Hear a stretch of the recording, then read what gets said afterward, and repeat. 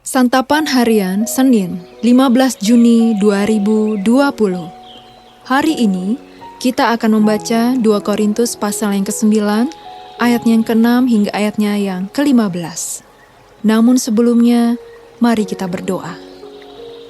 Ya Roh Kudus, mampukan kami untuk mendengar dan memahami sabda-Mu. Di dalam Roh-Mu Yesus, kami berdoa. Amin. 2 Korintus 9, ayat 6-15.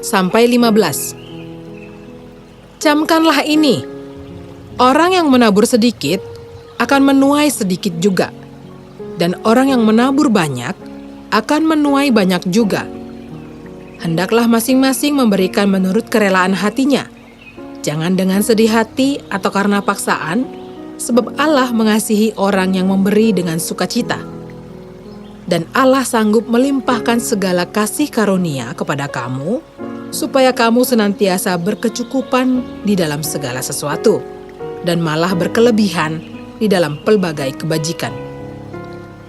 Seperti ada tertulis, Ia membagi-bagikan, Ia memberikan kepada orang miskin.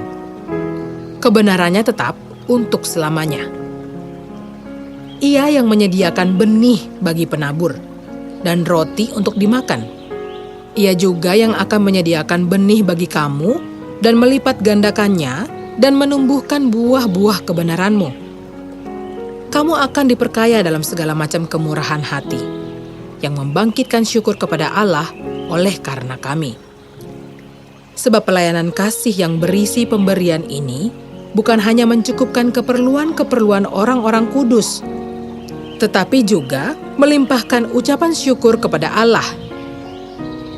Dan oleh sebab kamu telah tahan uji dalam pelayanan itu, mereka memuliakan Allah karena ketaatan kamu dalam pengakuan akan Injil Kristus dan karena kemurahan hatimu dalam membagikan segala sesuatu dengan mereka dan dengan semua orang. Sedangkan di dalam doa mereka, mereka juga merindukan kamu oleh karena kasih karunia Allah yang melimpah di atas kamu. Syukur kepada Allah karena kasih karunia-Nya yang tak terkatakan itu. Sahabat Santapan Harian, kemiskinan jemaat di Yerusalem telah menggugah hati jemaat di Korintus.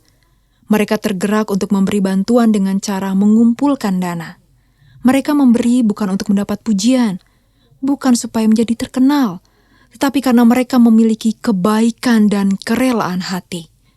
Hal-hal yang bisa kita pelajari dari jemaat Korintus adalah, pertama, Allah mengasihi orang-orang yang memberi dengan sukacita. Kedua, Allah akan menyediakan kecukupan, bahkan kelimpahan. Orang yang memberi akan diperkaya dengan kemurahan hati. Ketiga, tindakan memberi tidak hanya menunjukkan kepedulian terhadap orang-orang yang membutuhkan, tetapi juga merupakan ungkapan syukur kepada Allah. Keempat, dalam pandangan Paulus, jemaat Korintus adalah jemaat yang telah teruji kesetiaan dan ketangguhannya dalam melayani dan mencukupkan kebutuhan orang-orang kudus. Bagaimana dengan motivasi kita sendiri dalam hal memberi? Paulus mengingatkan, tidak ada seorang pun yang memberi dengan rela hati akan dibiarkannya berkekurangan. Allah berperan dan turut bekerja dalam kehidupan jemaat yang memberi dengan rela hati. Karena itu, mari kita membagikan kebaikan dengan rela hati seperti jemaat Korintus. Namun, dalam hal memberi ternyata tidak semua orang memiliki pemahaman yang sama. Ada yang membantu, tetapi dengan berbagai syarat demi memudahkan dirinya sendiri. Ada yang rela membantu, karena melihat ada pemanfaatan untuk kepentingannya pribadi. Berbeda dari orang lain, kita semestinya tergerak untuk rela memberi karena sadar bahwa memberi adalah perwujudan iman kita kepada Yesus.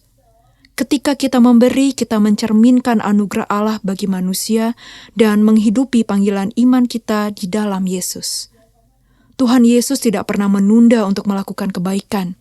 Karena itu, lakukanlah seperti yang Yesus lakukan. Jangan menunda keinginan berbuat baik. Kita diajak untuk secepatnya berbuat baik dan merespon kebaikan dengan segera sambil mengucap syukur atas anugerah Allah. Mari kita berdoa. Ajarkan kami untuk senantiasa berbuat baik. Di dalam kasih-Mu Kristus, kami memohon. Amin.